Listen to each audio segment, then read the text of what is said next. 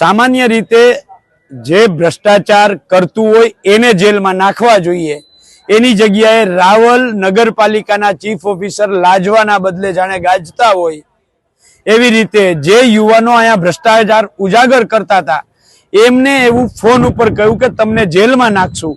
એટલે એ યુવાનોને લઈ અને આજે અમે જિલ્લા કોંગ્રેસ સમિતિની ટીમ ચીફ ઓફિસર પાસે આવ્યા હતા અને એમને કહ્યું હતું કે આ લ્યો તમારે જેલમાં નાખવા છે, તો આ યુવાનો આવ્યા છે એમને જેલમાં નાખો, પણ શરત એટલી છે કે ભારતના અલગ અલગ કાયદાઓ પૈકી કોઈ પણ કાયદામાં ક્યાં એવું લખ્યું છે કે ભ્રષ્ટાચારને ઉજાગર કરવો એ ગુનો છે, અને જો ગુનો હોય તો એ કયા કાયદાની કઈ કલમ મુજબ ગુનો છે આ પહેલા અમને જાહેર કરો અને ત્યાર પછી આ યુવાનોને જેલમાં નાખો.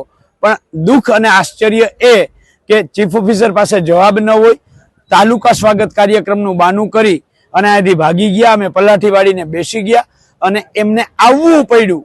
અમે રજૂઆત કરી છે, અલગ અલગ રાવલ નગરપાલિકાના કેટલાય પ્રશ્નો એમની સામે લેખિત અને મૌખિક રજૂઆત કરી છે.